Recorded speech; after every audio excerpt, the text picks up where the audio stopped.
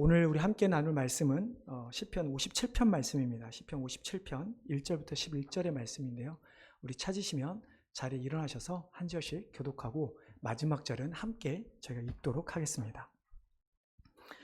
시편 57편입니다. 제가 먼저 읽겠습니다. 하나님이여 내게 은혜를 베푸소서, 내게 은혜를 베푸소서.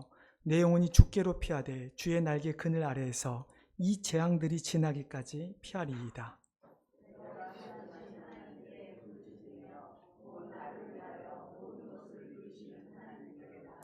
그가 하늘에서 보내사 나를 삼키려는 자의 비방에서 나를 구원하실지라. 하나님이 그의 인자와 진리를 보내시리로다.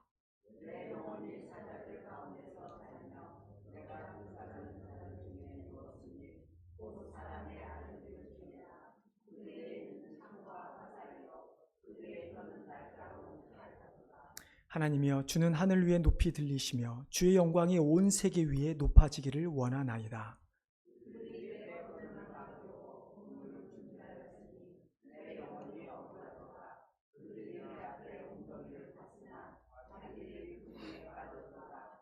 하나님이여 내 마음이 확정되었고 내 마음이 확정되었사오니 내가 노래하고 내가 찬송하리이다.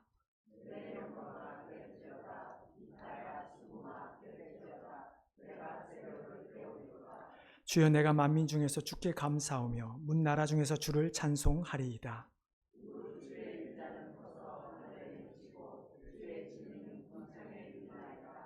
하나님이여 주는 하늘 위에 높이 들리시며 주의 영광이 온 세계 위에 높아지기를 원하나이다. 아멘. 예, 자리에 앉아주시기 바랍니다. 제가 한 번 더 기도하겠습니다. 하나님, 참으로 오늘도 우리가 하나님의 말씀에 우리의 온 귀를 기울이며 우리의 온 마음을 다해 하나님 말씀 앞에 나아가기를 원합니다. 하나님, 말씀을 전하는 자나 말씀을 듣는 자나 결코 삿되게 말씀을 전하고 말씀을 듣지 않게 하여 주시옵시고 정말로 하나님의 말씀이 선포되어지고 그 하나님 말씀에 우리의 심령과 우리의 골수와 우리의 육을 쪼개기까지 하여 우리가 하나님의 사람들로 세워지는 놀라운 은혜의 시간 될 수 있게 도와주시옵소서.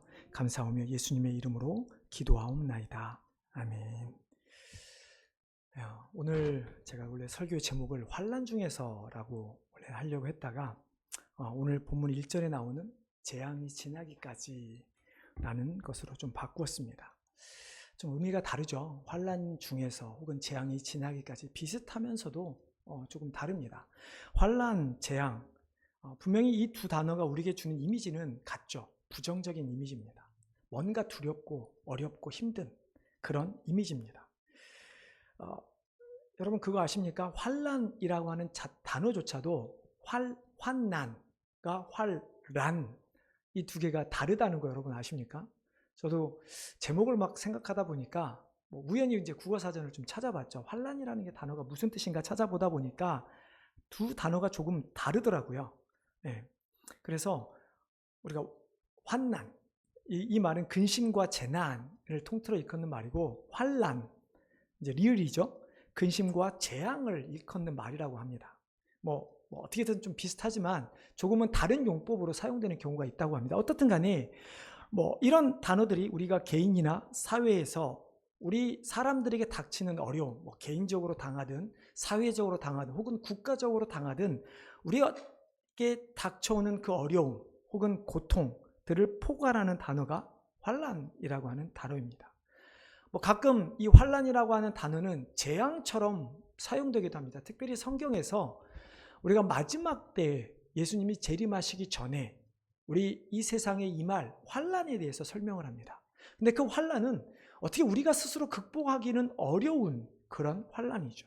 그래서 어떻게 보면 사전적 의미를 찾아보면요, 환난이라고 하는 것은 우리에게 찾아오는 어떤 아까 말했지만 고난 정도라고 한다면 재앙이라고 하는 것은 천재지변, 즉 우리 인간의 힘으로 어찌할 수 없는 불행을 의미하는 것이 재앙이죠.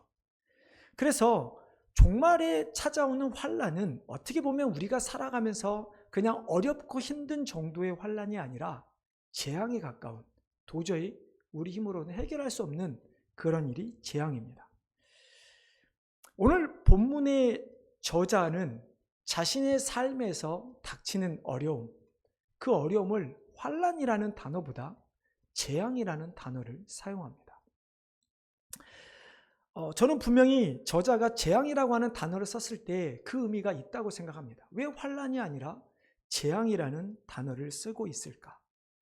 앞서 말씀드린 것처럼 재앙이라고 하는 것은 사람의 힘으로 어찌할 수 없는 것입니다. 즉 오늘 본문의 저자는 지금 자신에게 찾아온 그 어려움이 도저히 자기 힘으로는 어쩔 수 없는, 마치 어떤 절대자, 당연히 성경이니까 우리는 하나님이라는 걸 너무나 잘 알죠. 어떤 절대적인 힘을 가진 하나님이 무언가 자신을 향해 하고 있는 것을 저자는 느꼈던 것 같습니다. 그래서 오늘 본문에서 환난이 아니라 재앙이라는 표현을 씀을 통해서 마치 자신에게 혹은 자신뿐만 아니라 이 세상을 살아가는 인간들에게 마치 재앙처럼 하나님께서 심판하시는 것이 무엇이고 그 하나님의 재앙 가운데 우리 인간들이 느껴야 할 것이, 우리가 고백해야 할 것이 무엇인가를 알려주기 위함에 이 시를 지은 것이죠. 분명히 특별히 우리 성도들에게, 단순히 세상에 살아가는 모든 사람들이 아니라 특별히 우리 성도에게 찾아오는 고난들, 그것이 마치 재앙급의 고난이 찾아왔을 때 우리는 과연 어떻게 할 수 있을까? 성도들에게 찾아오는 고난을 우리가 바라보는 우리 성도들의 시각을 보면 좀 너무 인간적으로 바라볼 때가 너무 많이 있는 것 같습니다. 인간적인 시각으로 우리에게 찾아오는 환난이나 재앙을 바라볼 때가 너무 많죠. 어제 새벽에도 잠깐 언급을 했지만 우리가 누가 어려움을 당하면 우리는 어떻게 이야기합니까? 요즘에는 좀 덜한 것 같습니다. 하지만 제가 어렸을 때 저희 아버님이 목회하던 시절에는 보통 어떤 사람에게 어려움이 찾아오면 이렇게 이야기하죠. 야, 회개해. 너 죄 지은 거 가서 회개해. 하나님이 지금 벌 주시는 거야. 라고 이야기를 합니다. 참 그때는 어떻게 그렇게 이런 말들을 잘 쉽게 성도들도 그 말을 하면 뭔가 이렇게 막 발끈하는 것이 아니라 마치 당연하다듯이 받아들여 회개했던 그 모습들이 제 어렸을 때의 기억에 아직도 있습니다. 하지만 요즘 그렇게 말하면 여러분 어떡합니까? 말도 안 되죠. 따지고 들죠. 네. 하나님께 범죄했으면 회개해라. 물론 그럴 때도 있습니다. 분명히 하나님은 우리를 사랑하시기 때문에 우리가 죄를 지어서 계속 악한 길로 가도록 내버려 두지 않으시기 때문에 우리를 벌하셔서라도 분명히 그 길에서 돌이키게끔 하십니다. 하지만 그렇다고 해서 우리에게 찾아오는 모든 고난이, 모든 환난이 결코 우리의 죄 때문은 아니라는 것을 우리는 너무나 잘 알고 있죠. 왜냐하면 성경에서도 우리에게 알려주는 것이 우는 사자와 같이 우리를 삼키려고 하는 누가 존재하죠? 사단이 우리를 공격하고 있기 때문입니다. 근데 이것은 고난만이 아닙니다. 우리에게 어려움만이 아닙니다. 고난뿐만 아니라 우리가 어떤 잘 살 수 있는 기회가 찾아올 때 그 기회를 바라보는 우리의 시각 또한 너무나 당연하게 인간적인 시각일 경우가 많습니다. 우리에게 어떤 좋은 기회가 찾아오면 여러분 어떡하십니까? 내가 어떤 삶에서 좋은 것들을 누렸을 때, 좋은 일이 일어났을 때 여러분 어떻게 말씀하십니까? 우린 너무나 쉽게 하나님께서 나에게 복을 주셨지 라고 이야기합니다. 물론 일정 부분 틀린 말은 아닙니다. 분명히 하나님께서 우리를 택하셨고 우리가 이 땅에서 살아가는 동안에 필요한 것들을 공급해 주시기 때문입니다. 하지만 여러분, 나에게 더 많은 돈이 없다 그래서, 내가 대단한 성공을 하지 않았다 그래서, 내가 대단한 좋은 집에 짓지 않다 그래서 하나님의 복을 누리지 못하는 건가요? 나에게 하나님 복이 없는 건가요? 근데 왜 우리는 대단한 것을 얻어야만, 마치 병이 치료를 받고 대단히 돈을 많이 벌고 자녀들이 성공을 하고 혹은 대단한 어떤 기준의 지위에 올라야만 우리는 하나님 앞에 복을 받았다라고 이야기를 하는 것일까요? 여러분, 하나님께서 우리에게 복을 주시는 것, 그 복을 주실 때 우리가 역시 성경에서 우리에게 말씀하시는 것은 하나님의 복임과 동시에 하나님께서 우리에게 경고의 말씀을 하시죠. 교만과 자만을 조심하라 이야기합니다. 결코 돈을 하나님과 함께 섬길 수 없다 말씀합니다. 항상 하나님 앞에 겸손하라 이야기하죠. 그러면 대체 우리는 재앙 혹은 그 재앙을 이길 수 있는 어떤 기회 앞에서 우리의 어떤 그것을 바라보는 우리의 시각을 인간적인 시각이 아니라 어떻게 우리는 하나님의 시각으로 바라보며 어떻게 우리는 그 앞에서 어떤 행동을 해야 하는 것일까요? 오늘 시편의 저자는 다윗입니다. 여러분 가진 성경에 보면 다윗이 지었다라고 딱 적어 놓았습니다. 근데 표제를 보면 좀 더 다윗이 이 시를 지은 구체적인 상황에 대해서 적어 놓고 있습니다. 여러분 뭐라고 적혀 있나요? 여러분 성경에 보시면 다윗이 사울을 피하여 굴에 있던 때라고 되어 있습니다. 하나님께서 이스라엘의 첫 왕으로 사울을 세우셨죠. 하지만 사울의 불순종으로 하나님은 그를 패하시고 다윗을 하여금 뒤를 잇게 하셨습니다. 근데 그 다윗을 세운 과정을 보면 조금 의아합니다. 사무엘조차도 사울이 두려워 몰래 다윗에게 기름 부은 장면이 성경은 등장합니다. 어찌됐든 사울이 다윗이 기름 부음을 받았다라는 이야기를 듣는 그 순간 어떤 일이 벌어집니까? 세상적으로 암투가 벌어집니다. 자신의 왕권을 지키려고 하는 사울, 자신뿐만 아니라 자신의 아들을, 자신의 후손들까지도 이스라엘 왕이 되게끔 하기 위해서 다윗을 죽이려고 하는 사울, 그리고 그런 사울을 피하기 위해 목숨을 부지하기 위해 도망쳤던 다윗. 다윗이 사울을 피해 얼마나 여러분 도망을 다녔을까요? 성경에 정확히 몇 년이라고 나오지는 않지만 우리가 사무엘상부터 이렇게 그 성경에 나오는 기록들을 좀 보면 학자들이 대략 추정하기를 7년에서 약 10년 정도 강산이 변할 만큼 다윗은 도망만 다니게 됩니다. 여러분 그 도망의 길이 우리가 성경에 자세히 기록되지 않아서 우리는 뭐랄까요? 여러분들은 좀 환상이 있지 않으세요? 다윗이 도망가는데 아무런 어려움도 없는 것 같고 뭔가 있을 때마다 하나님께서 공급해 주시고 피하게 하시고 뭐 이런 것들이 많이 있다 보니까 다윗의 도망의 길이 그렇게 힘들다 우리는 생각하지 않습니다. 하지만 다윗이 광야에서 얼마나 굶주렸을까요? 처음에 그가 도망 다녔을 때 먹을 것도 없어서 제사장을 찾아가 먹을 것을 구했던 사람이 다윗이었습니다. 그뿐입니까? 도망갈 곳이 없습니다.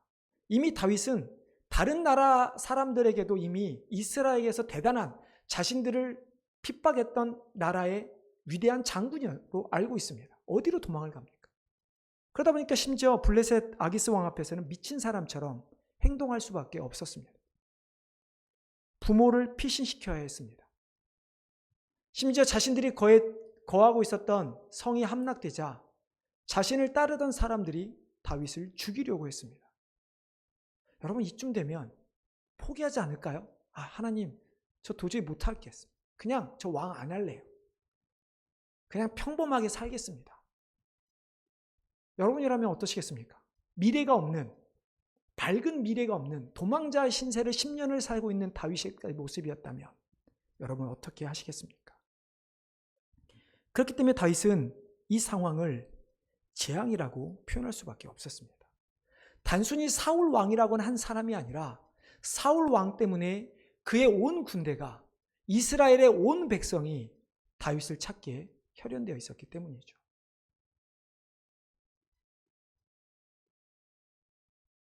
그 재앙 앞에 다윗이 할 수 있는 것, 거쳐도 정하지 못한 채 그저 끊임없이 도망치는 것이었죠. 근데 여러분 이 다윗 앞에 뜻밖의 기회가 찾아옵니다. 오늘 성경에 나온 것처럼 다윗이 사울을 피해 굴에 숨어 있을 때인데요. 이 사건은 사무엘상 24장에 나오는 사건입니다. 다윗이 엔게디라고 하는 광야로 도망을 가게 됩니다. 그때 누군가 다윗이 엔게디에 있습니다. 그러니까 사울 왕이 무려 3,000명을 데리고 엔게디로 다윗을 잡으러 갑니다. 막 잡으러 갑니다. 딱 도착을 했는데 어떤 일이 벌어집니까? 급한 볼일이 갑자기 다 사울에게 찾아옵니다. 옛날 성경에 우리 발을 가리웠다라는 표현으로 되어 있는데요. 이 발을 가리웠다라는 말은 실은 예전에는 쉬기 위해서 잠을 잠깐 자는 것을 의미하기도 합니다. 하지만 보통적인 일반적인 표현은 용변을 보러 가는 것을 의미합니다.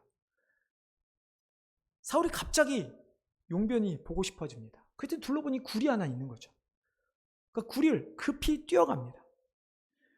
근데 여러분 희한하죠. 제가 좀 이게 만약에 드라마였다면 제가 항상 가끔 저희 아이들과 드라마 보면 이런 장면 보면 제가 좀 짜증을 냅니다. 아니 이런 말도 안 되는, 아니 왕이 지금 다윗을 잡으러 갔는데 갑자기 웬 급한 용변? 아니 오케이 급하다고 하죠. 근데 왕이 용변을 보러 가는데 그를 호위하든 호위무사든 다 어디가 있습니까? 왜 대체 사울왕 혼자서 용변을 보러 동굴에 들어갑니까? 여러분 이게 도저히 상상이 여러분 되십니까? 저는 이런 장면이 나오면 좀 짜증이 나는 스타일입니다. 이런 말도 안 되는. 그 드라마였으면 아마 바로 꺼버렸을 텐데요. 근데 더 말이 안 되는 일이 벌어지죠. 자, 용변을 봅니다. 얼마나 급했겠어요. 그러니까 호위무사도 안 데리고 들어갑니다. 뭐 겉옷을 벗어놓겠죠. 근데 대체 겉옷을 여러분 급하면 어디다 벗어놓겠어요? 용변을 보기 바로 전 옆에다가 벗어놓지 않겠어요? 근데 어떻게 다윗이 몰래 와서 사울의 옷자락을 벨 수 있을까요? 여러분 이런 생각 안 해보십니까? 저는 이런 생각하면 뭐 재밌기도 하고 짜증도 나고 그러면서 상상을 합니다. 이런 말도 안 되는 상황이 왜 벌어질까? 다윗에게는 엄청난 기회가 주어진 것입니다. 뭐 아무리 우리가 보기에는 말도 안 되는 상황이고 짜증나는 상황이라 할지라도 분명히 다윗에게 있어서는 자신에게 찾아온 재앙을 해결할 수 있는, 마치 소위 우리가 말하는 하나님께서 이 사람을 나에게 이제 이 사람의 생명, 사울왕의 생명을 내 손에 맡기셨구나 라고 할 수 있는 상황입니다. 심지어 사무엘상 24장을 보면 그를 따르던 자들이 그렇게 이야기를 합니다. 그를 죽이소서. 하나님께서 그를 당신의 손에 맡기셨습니다. 여러분 이게 보통 대부분의 우리의 시각입니다. 어떤 일을 바라봤을 때, 어떤 기회가 왔을 때 우리는 그렇게 이야기를 하죠. 하지만 다윗은 어떤 결정을 합니까? 우리가 너무나 잘 아는 유명한 일화가 되었던 것이죠. 사울의 옷자락으로 뱀으로 말미암아 다윗의 마음이 찔렸다. 마음이 근심이 되었다라고 성경은 기록합니다. 그러면서 다윗이 이렇게 이야기합니다. 오늘 여호와께서 굴에서 왕을 내 손에 넘기신 것을 왕이 아셨을 것이니이다. 어떤 사람이 나를 권하여 왕을 죽이라 하였으나 내가 왕을 아껴 말하기를 나는 내 손을 들어 내 주를 해하지 아니하리니 그는 여호와의 기름 부음을 받은 자이기 때문이라 하였나이다. 사울이라고 하는 그 재앙을 없애버릴 수 있는 그 기회 앞에서 당연히 우리는 하나님의 뜻이라 생각하며 분명히 여기 계신 우리 모두는 다 한 사람도 없을 거라 생각합니다. 다 사울을 죽였을 것입니다. 그러면서 우리는 하나님께서 드디어 나를 왕으로 세우시는구나, 나에게 이 나라를 맡기시는구나 라고 하는 정당성을 우리는 이야기할 것입니다. 하지만 다윗은 어떤 결정을 합니까? 하나님께서 세우신 사람을 손에 대지 않음으로 말미암아 하나님 앞에 범죄하지 않겠다 고백합니다. 이것이 오늘 시편 57편에서 다윗이 하는 이야기입니다. 내가 하나님 앞에 하나님께 범죄하지 않겠습니다. 다윗은 어떤 순간에도 그의 머릿속에 있었던 것은 하나님 앞에 죄를 짓지 않는 것이었습니다. 우리는 다윗의 생을 보면 너무나 쉽게 수많은 야생 짐승으로부터 피할 수 있는, 골리앗을 이길 수 있는, 혹은 사울을 피할 수 있는, 이스라엘 왕으로서 다른 사람을 다스릴 수 있는 이런 것들을 생각할지 모르겠지만 다윗은 항상 하나님 앞에 범죄하지 않는 자가 되기를 원했다라고 하는 사실이죠. 그런데 여러분 생각해 보십시오. 어떻게 우리가 하나님 앞에 범죄하지 않을 수 있습니까? 아담과 하와가 죄를 지은 이후에 우리 인간은 죄성으로 가득 차게 됩니다. 어린아이가 태어난 그 순간부터 우리는 죄인입니다. 그런 우리가 어떻게 하나님께 범죄하지 않을 수 있습니까? 우리는 인간은 끊임없이 하나님께 죄를 짓고 살아갈 수밖에 없습니다. 근데 다윗은 어떻게 하나님 앞에 하나님, 내가 범죄하지 않기를 원합니다라는 고백을 할 수 있을까요? 다윗이 정말 우리보다 더 대단한 믿음을 가지고 있고 더 대단한, 우리와 비교할 수 없는 어떤 영웅적인 같은 사람이기 때문에 가능한 것일까요? 아니요.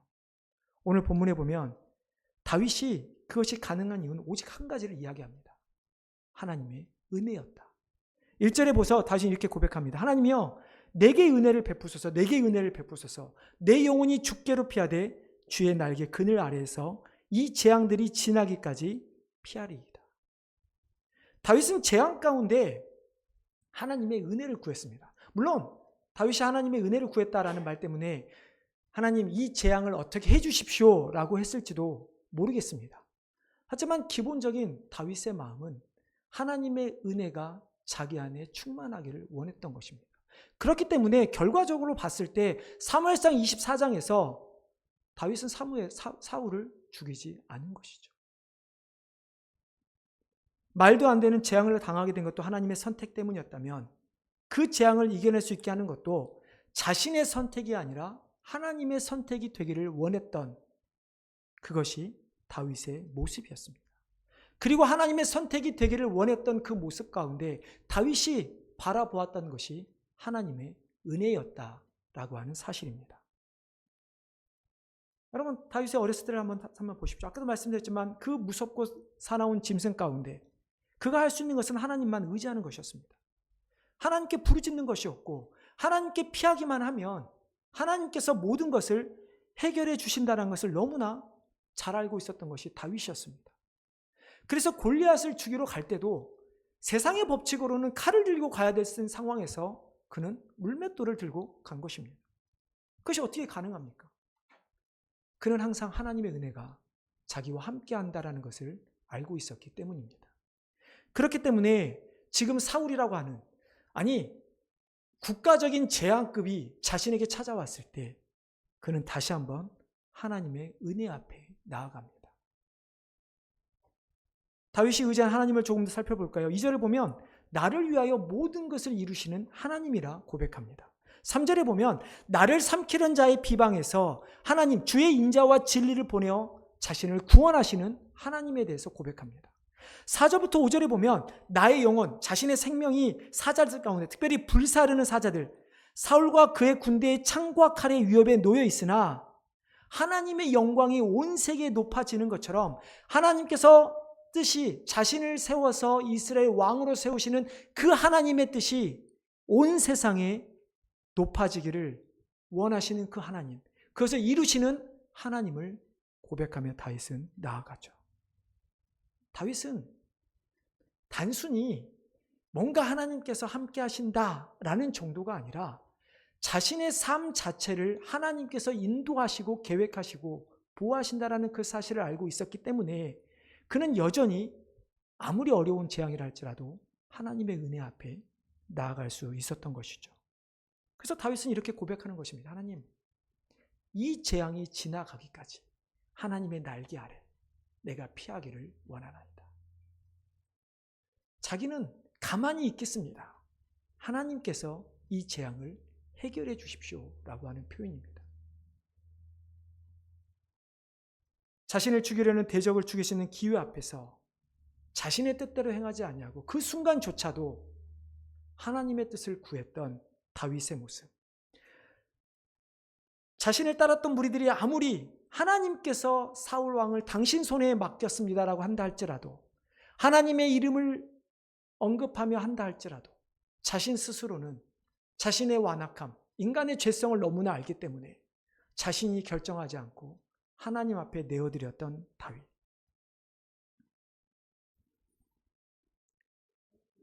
물론 사울을 죽이고 나면 모든 것이 잘 풀렸을지도 모릅니다. 아니, 잘 풀렸을 것입니다. 여러분 그렇잖아요. 다윗을 죽이려고 하는 것이 사울이지 그 밑에 군사들이야 왕의 명령을 들은 것뿐이잖아요. 그 왕을, 사울을 죽이기만 했다면 하나님께서 자신에게 주셨던 그 왕권, 왕이라고 하는 그 타이틀을 쉽게 올라갈 수 있잖아요. 하지만 다윗은 그 상황에서 자신만을 생각한 것이 아니라 자신의 대적이었던 사울도, 이스라엘의 백성들도, 사울의 군사들도 다 하나님의 백성이기에 하나님께 맡겨 드린 것입니다. 여러분, 우리도 신앙생활하면서 얼마나 이런 상황을 많이 접하게 됩니까? 안 좋은 일이 생기면 죄를 지어서 그래. 복을 주시면 좋은 일이 생기면 하나님께서 복 주신 거야. 하지만 좋은 일이든 안 좋은 일이든 그 상황을 헤쳐나갈 수 있는 기회든 그 기회를 통해 주어진 어떤 결과든 그 모든 과정 가운데서 우리는 정말로 나 자신뿐만 아니라 우리의 모든 것을 다 하나님께 맡기고 있는가? 내 배우자를, 내 자녀들을, 내가 섬기는 교회를, 내가 살고 있는 이 미국을, 혹은 우리의 조국인 한국을 우리는 정말로 하나님께 맡겨드리고 있는가? 아니면 내가 원하는 것이 이루어지도록 하나님께 매달리고 있지는 않는가? 마치 모든 것이 이루어지면 봐라, 하나님께서 내 뜻을 들어주시지 않았냐라고 하는 착각 속에서 우리가 교만하며 살고 있지는 않는가? 여러분, 우리가 결과뿐만 아니라 과정, 이 모든 것이 하나님이 바라시는 결과가 되려면 정말 우리 재앙 앞에서 혹은 기회 앞에서 나를 바라보는 것이 아니라 나를 위한 결정이 아닌 하나님이 하실 결정을 하게 하기 위한다면 우리는 어떻게 해야 할까요? 우리 인간은 아마 저번에도 말씀드린 것 같습니다. 우리 인간은 경험의 동물입니다. 내가 경험하지 않는 것들에 대해서 우리는 쉽게 믿지 않습니다. 그렇다고 한다면 우리는 하나님께서 강권적으로 우리를 믿게 하시지만 또한 우리는 하나님께서 나의 삶에 강권적으로 역사하신다는 사실을 작은 것에서부터 고백하며 믿으며 살아가야 합니다. 그래야 큰 일이 일어날 때도 정말 하나님께 맡겨드릴 수 있기 때문이죠. 다윗이 어떻게 지금 이 재앙 앞에서 하나님 앞에, 이 기회 앞에서 하나님께 모든 것을 맡길 수 있었을까? 우리는 다시 다윗의 어릴 적 삶으로 돌아갈 수밖에 없는 것입니다. 그가 어렸을 때 그가 했던 것이 무엇입니까? 여러분, 우리가 모든 것을 다 하나님께 맡긴다라고 하는 그 모습, 어떤 방법적인 것보다 오늘 57편과 사무엘상 24장 다윗의 삶에서 우리에게 보여주는 것은 그가 그런 일들이 있고 난 후에 자신이 하나님 앞에 드린, 다윗이 함께 드린 모습을 보면 우리는 알 수 있습니다. 여러분, 다윗이 어떤 것을 합니까? 지금 재앙 앞에서, 자신이 준 그 기회 앞에서, 기회를 우리 인간적으로 보면 그냥 버린 거잖아요. 그럼에도 불구하고 다윗이 하고 있는 것이 무엇입니까? 하나님을 찬양하는 것입니다.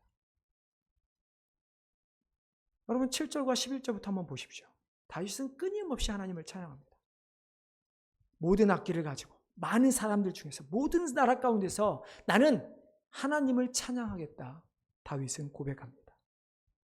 실제로 시편에 가장 많은 시를 지은 사람이 누구입니까? 다윗이죠. 밤하늘의 별을 보며, 목동시절에 들에 부는 바람을 보며, 내리쬐는 태양을 보며 그는 하나님 앞에 찬양했습니다. 양을 먹일 수 있는 푸른 풀밭과 시냇물을 만나면 하나님을 찬양했습니다. 수많은 짐승들의 위협과 전쟁 속에서도 자신과 자신이 거느렸던 가축이든 사람이든 생명을 주신 하나님을 향해 찬양하였습니다. 누구보다 하나님을 찬양했던 사람이, 누구보다 하나님을 예배했던 사람이 다윗이었습니다. 단순히 하나님께서 그를 지켜주셨다라고만 우리는 볼 것이 아니라 하나님께서 그와 함께 하셨을 때 다윗이 보여준 모습이 무엇인가? 그가 재앙 속에서도 하나님을 찬양했다면 우리 또한 어떤 상황 속에서도 하나님을 찬양하는 것이 진정으로 우리의 모든 것을 하나님 앞에 맡겨드리는 것이죠. 다윗은 오늘 본문에 보면 이렇게 이야기합니다. 그 사울의 그 상황들을, 사울이 자신을 죽이고자 그물을 준비하고 웅덩이를 파서 빠뜨리고 하는 이 말도 안 되는 상황에 대해서 이야기합니다. 얼마나 억울합니까? 하지만 그 상황에서도 하나님을 향한 고백이 그는 멈추지 않죠. 자신을 죽이려는 사울의 그 모습 앞에서도, 사울을 죽일 수 있는 그 기회 앞에서도 다윗은 이렇게 고백합니다. 하나님이여, 내 마음이 확정되었고 내 마음이 확정되었사오니 내가 노래하고 내가 찬송하리이다. 여러분, 이런 고백하실 수 있으시겠습니까? 정말 재앙 같은 상황 속에서, 요즘 뉴스를 보면 얼마 전에 스위스인가요? 스웨덴인가요? 스위스였나요? 빙하가 녹아서 온 마을을 쑥대밭으로 만든 사건도 있었습니다. 여러분, 그 상황 속에서 여러분 찬양하실 수 있겠습니까? 다윗이 지금 이 상황에서 내 마음이, 내 영혼이, 내 생명이 하나님 앞에 확정되었다라는 이 고백이 무엇일까요? 여러분, 확정되었다라고 하는 이 말은 히브리어는 실은 고정되었다 혹은 확고하게 되었다, 준비되었다라는 의미를 가지고 있습니다. 그 재앙 속에서 하나님을 향해 내 마음이 확정되었다는 이 다윗의 고백은 무엇입니까? 그러면 아무리 재앙이 있다 할지라도 내가 하나님을 향한 나의 시선, 하나님을 향한 나의 마음이 고정되어 있습니다. 하나님께서 나를 구원하신다라는 그 사실이 변치 않을 것이라는 확고함이 나에게 있습니다. 나를 구원하신 하나님을 향해 나의 온 마음과 마음을 드릴, 예배를 드릴, 찬양을 드릴 준비가 되어 있습니다 라고 하는 고백인 것입니다. 여러분들은 얼마나 하나님 앞에서 이런 고백을 하십니까? 얼마나 자주, 아니 매 순간순간에 이런 고백을 하고 계십니까? 하나님, 내 마음이 하나님 앞에 확정되어 있습니다. 내 마음이 하나님 앞에 고정되어 있고 내 마음이 확고하며 내 마음이 준비되어 있습니다. 하나님, 내가 하나님을 찬양하길 원합니다. 그래서 다윗은 그 순간 이제 하나님을 찬양하는 것이죠. 내가 만민 중에서 주께 감사하며 문 나라 중에서 주를 찬송하리이다. 무릇 주의 인자는 커서 하늘에 미치고 주의 진리는 궁창에 이르나이다.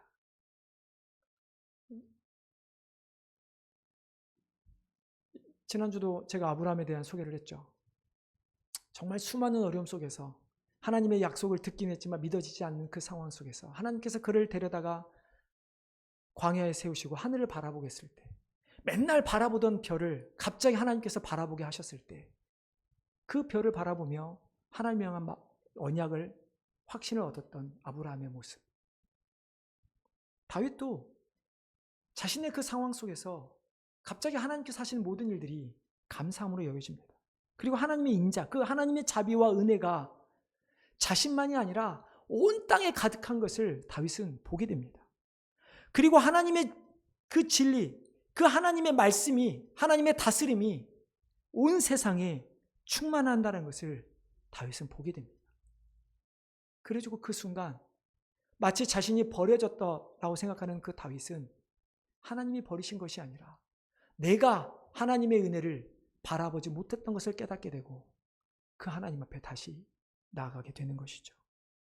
여러분, 이것이 다윗이 사울을 죽이지 않는 이유입니다. 하나님의 은혜, 하나님의 섭리, 하나님의 진리가 온 땅에 가득하기 때문에 내가 누구를 심판하는 것이 아니라 하나님께서 그것을 하시도록 하나님께 맡겨드리는 것이죠. 그저 자신은 그러면서 하나님, 내가 범죄하는, 하나님 앞에 범죄하는 것이 두렵사옵니다. 저는 하나님께 범죄하지를 원치 않습니다.